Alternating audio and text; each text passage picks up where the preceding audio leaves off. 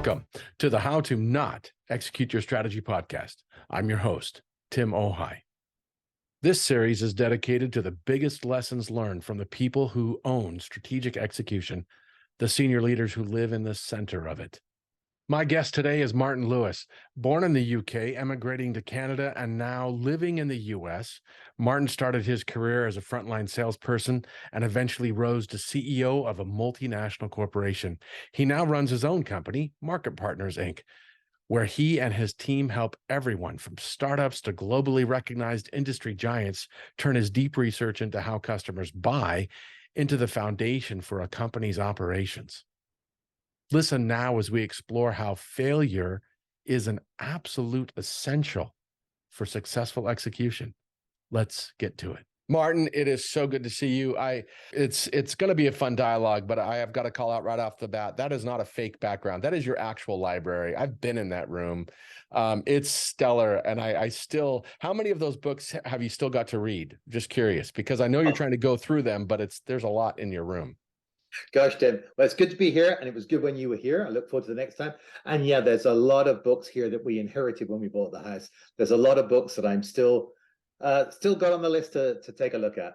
That's cool. And I'm going to give a little plug for your book. The little row of yellow books there is your book. It would tell us briefly the name of the book and how to go get a copy.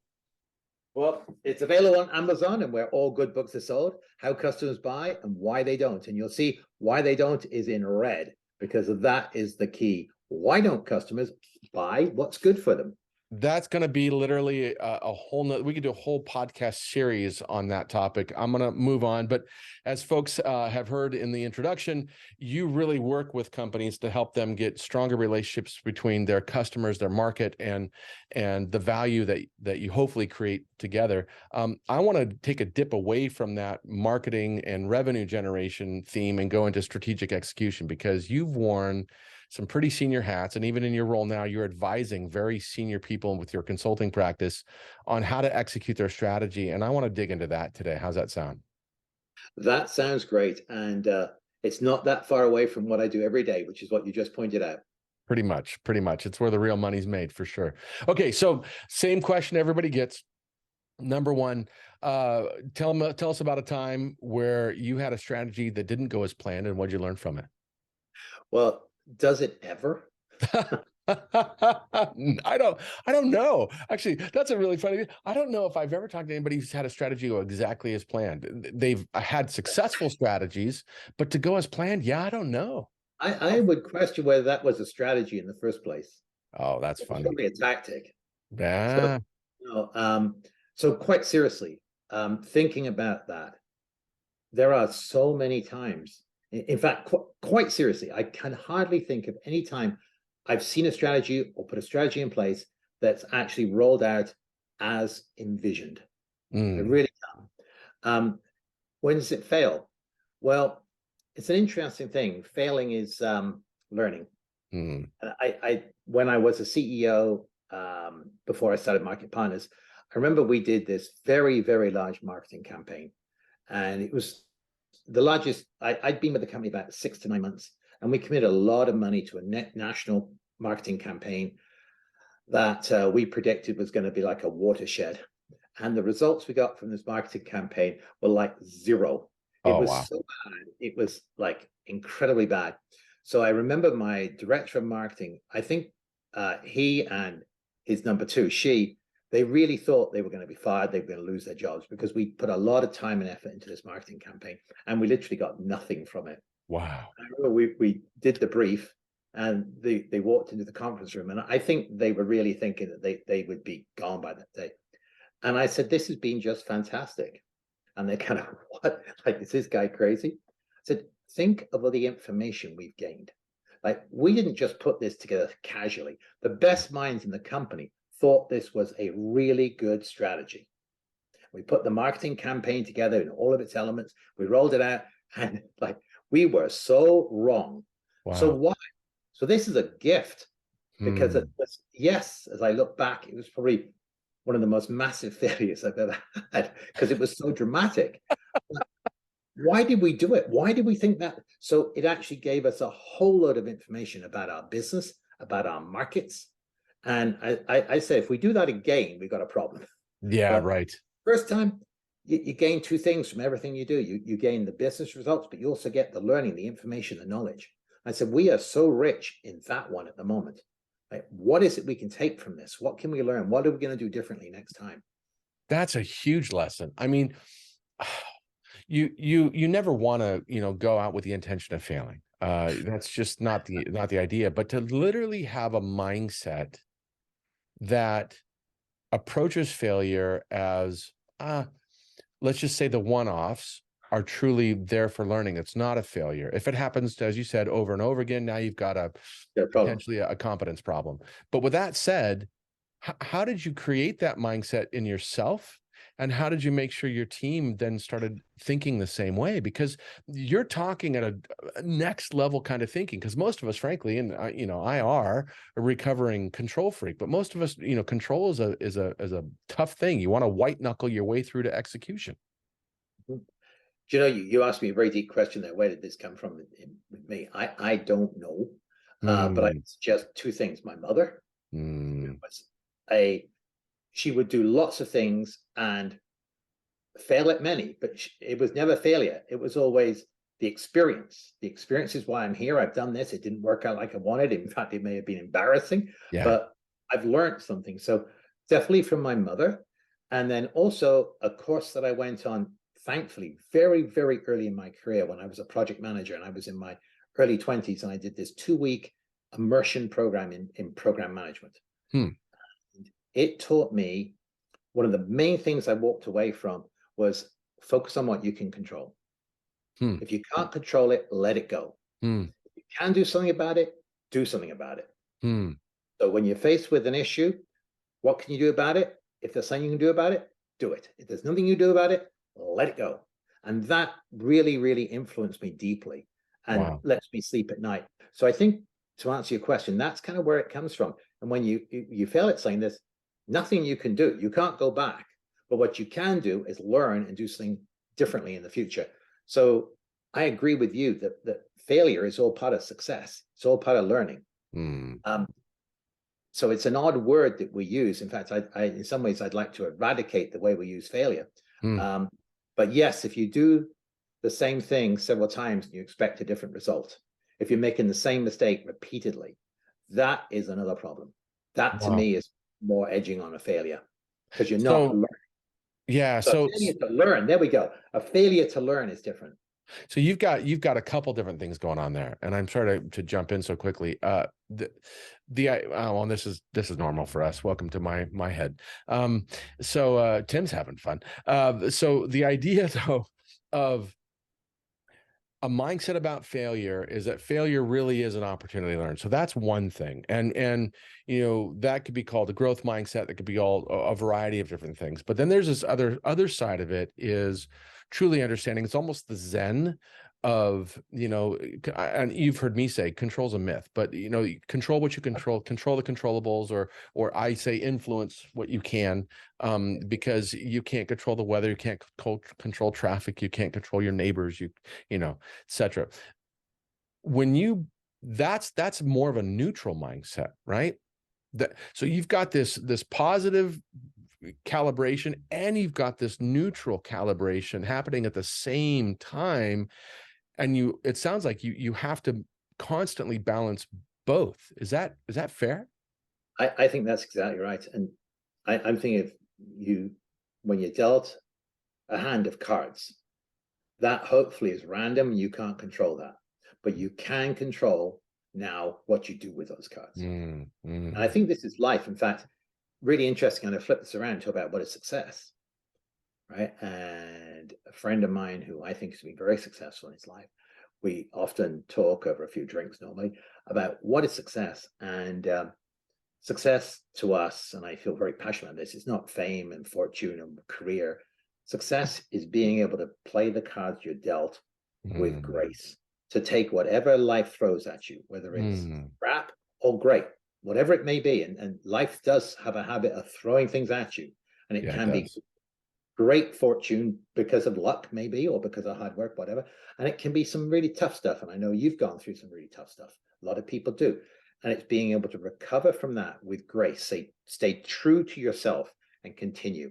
That to me is what success is. So if we're going to flip that around and saying failure is kind of the inability to do that, that Wow. you look at the cards you're dealt and you go, oh, Wow.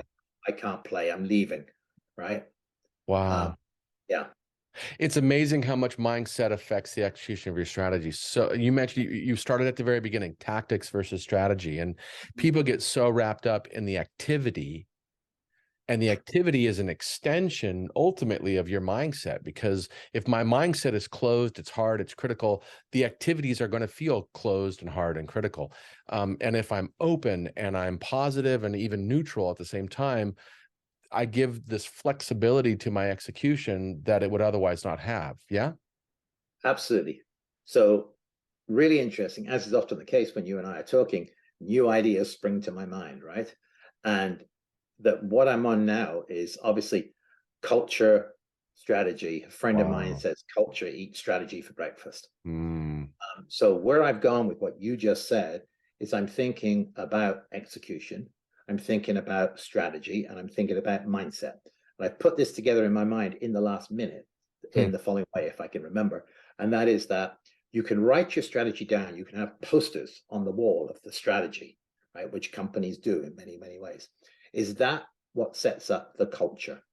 No, it's your mindset. Hmm. Way more important than the strategy that's been written down or the posters on the wall is your mindset that people are experiencing. And that's, in my mind, that's what sets up the culture and the framework for execution. It's your mindset, which comes through in your communication, it comes through in your behavior, it comes through in so many ways to the team that you're part of and that's working with you. Wow. So I mean, I fully believe culture is like your bedrock of your execution, and you can invest in that, you can shape it, you can whatever, but it's really, really hard work to do. Culture is, it's arguably, in my experience, I've seen it change and improve over time, but once it's built, it's built. It's hard to make those changes. Yeah. Absolutely. How do you, and now I want to dip a little bit into your consulting business and helping other companies. How do you help them navigate their execution when their culture is off? I mean, I'm not going to mention names, but we know a company that the culture actually got in the way of their ability to execute what was so glaringly obvious, and they couldn't figure it out because literally culture hamstrung the way people thought and the decisions that were made. So how do you advise? How do you help companies figure that out? Um, do we know companies where that isn't the case?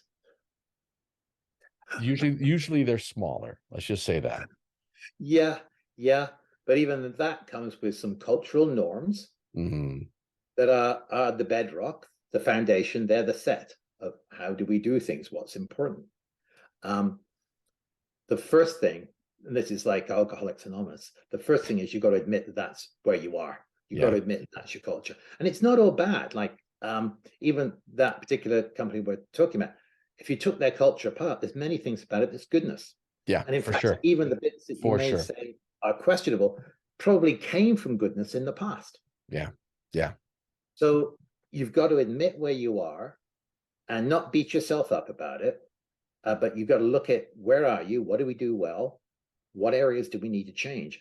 And that's it. It's the looking at yourself in the mirror. And in fact, a lot of what we do with our clients and of course doing what we do, which is looking at how customers buy. So we usually start by going to their customers and asking them about what's important to them. So we have voice of the customer. We have the external voice coming into the company saying, this is what people want from you. This is what they think is great. These are the things that change. So we have voice of customer, which really should drive change because it's something outside the organization that's important coming in, not your opinion versus somebody else's. But to go back to where I was, the Can key is, I'm going to jump in and yeah, pause because you told me I could do this before we started yeah, recording. yeah. That last statement, and it may be just a summary point, but a really strong execution culture is going to have that tie to whoever it is that you're serving, whether it be, if you're government, it's not customers, it's, you're serving the populace. But if you're a company, you've got clients. If you're a healthcare group, you've got patients. That idea of culturally, that is our starting point. Our starting point is who we're serving, Now that comes into what we execute, because to your example earlier, if you execute what doesn't serve them, it's a waste. Am I hearing it right? You are so right. And I'm going to put in an underscore here. Serving them doesn't mean reacting to their every wish. Yeah. Yeah. Starbucks changed how we bought coffee. Apple's changed how we buy consumer electronics. Yeah. Ford changed how we buy transportation. So it doesn't mean just reacting to their every wish, which people get very confused by this when we talk about what we do. They think that, oh, you mean customer service, you've got to delight every customer. No, you can change how you interact with customers. You can change how people interact with the marketplace. But what you just said is the key, that is our ultimate stakeholder, shareholder, customer. So their voice is absolutely, in my mind, the key. And so to go to culture and what we were saying, so I have the fascinating job of many, many times a year of going into a company and saying, this is how your market behaves. This is how they see you. And almost invariably, when we do this during the course of a 1 or 2 day workshop, almost invariably people say, yeah, but who did you talk to? You didn't talk to Ted, did you? You didn't talk to Ted at ABC company or Marriott. If you talked to them, you would have heard something different. That's usually when we say, well, wait a minute. We talked to 60 of your customers. We talked to 2 or 3 people in each customer. You gave us the names. Now you're telling us 86% of people said this, and you're telling us that we heard that wrong, that if we talked to this individual over here, it would have been different. And sometimes we even have to say, well, we'll talk to him, see if it's any different. It's not. So the first thing is, you didn't talk to the right people. Then it's, well, you didn't talk about the right things. Did they understand that we can do this for them? And there's this rejection usually. And it's the, we're good, they're bad. But then during the course of the 2 days, something magical happens. And it usually happens during the kind of the afternoon of the day one. People start to say, well, wait a minute, should we be listening to this? Because if we accepted this as the truth, that explains some other things that have been going on. So all of a sudden you get people to see the world differently as they face up to their own culture, their own norms, and they start to put that in the mirror, look at it and go, wow, maybe we haven't been seeing this clearly. And if we accept this picture, it now comes to focus. And now we can move forward. So I'm going back to my Alcoholics Anonymous. Okay, I admit I have a problem. So that openness, and I'm going to pivot us over into the second question now. Yeah. This idea of what are the top 2 or 3, skill sets or mindsets that you think everybody should have. It almost sounds as if openness and willingness to learn, willingness to be wrong is critical as a skill set everyone needs to have if you're going to execute, because that aha moment will lead to doing different things, making different decisions, and ultimately executing a different way. So would you consider openness one of the top things that you're looking for in people? Without doubt. Okay. What do you look for? What does that look like when let's say you're going to bring somebody into a project, or you've hired somebody in the past, you want to make sure that they're going to fit the business. What are the things that you're looking for? What kind of questions do you ask? I'm looking, or I would look for, and I do look for, whether people learn. And we've used the popular thing, Strength Finders, learners. We find in our company, and I'm not saying this, but we find in our company, having learner in your top 5 strengths is that makes you fit in our culture. But then generally speaking, somebody who is open and is looking to learn, is open to new ideas, criticism of what they're doing. Somebody that's open to that, I think is absolutely key. Now it's interesting because that then takes me to something else that I think is very important. It's fortitude. So you can't, when you get some criticism or you get new data, you can't suddenly swerve your strategy. So this is a really interesting point that I'm fascinated by, that in some ways you've got to have fortitude and strength and confidence to execute your strategy and keep going. So when the first hurdle, when you hit the first hurdle, you don't kind of go, oh, this isn't going to work, and you fold, right? You've got to have fortitude and strength, determination. You've got to have that. But at the same time, you got to know when to call it. You got to say, this ain't working. Yeah. And so that's a balance. That's so So good. That is so good. So let's talk about that balance. yeah, How do you and get that's a key people? word. That's a key word right there, balance. Yeah. How do you get people who can do both at the same time? Do you have to coach them into it? Do you send them to training? Do you just hire people who bring that into the business? How do you build that into your company? And I know right now, your company's not huge, but you've managed large national big Yep. stuff. So how do you find that or nurture that in your culture? Um, Such an interesting thing. Um, I'm having to think right now on how you do that. I think it's you want people that have that fortitude. You want people, but you want people that are. I'm going back to the word open, Yep. open.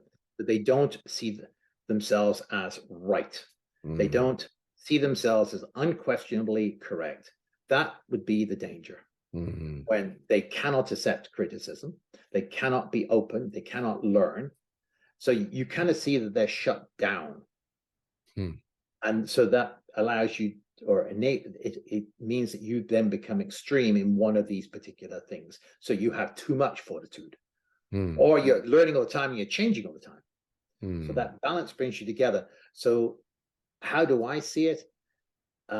It's fairly easy when you start talking to people about what they've done.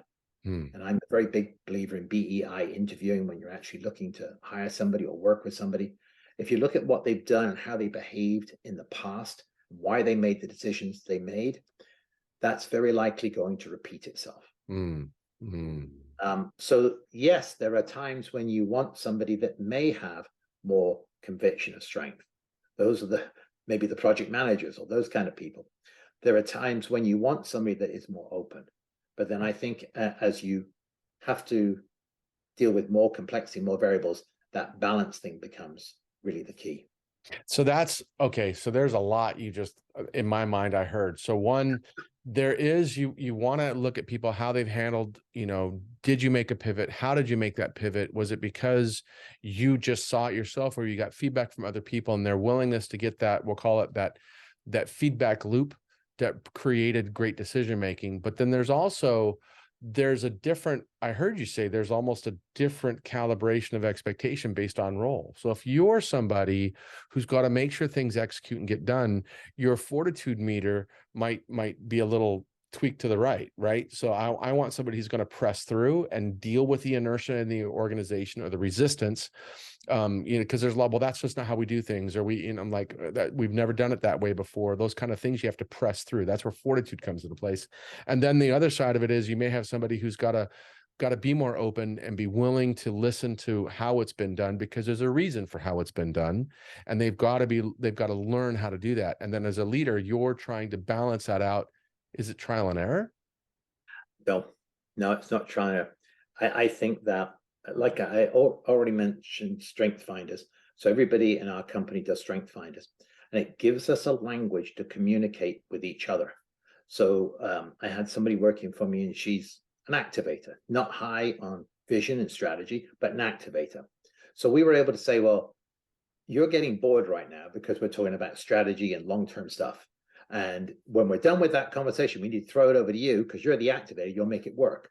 So we had that language that allowed us to acknowledge different people's skills. Mm, But when you're looking at working in a team or managing a team, yes, you have people. So if you look at, and I'm going to go totally fictitious and hypothetical here, maybe if you're working with an architectural company or whatever, your project managers, they need to be jumping, like they need to be just so focused in getting things done. But maybe your architects who are meeting with your customers need to be more consultative, learning, open to new ideas.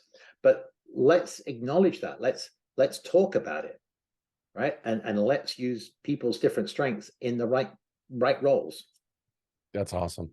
Okay, so we have a few minutes left. I want to see if there's anything else you want to add to this menu of things that you want everyone in the organization to have if you're going to be really, really good at execution. One more thing. Well, execution, I'm going to say organization and clarity of mission.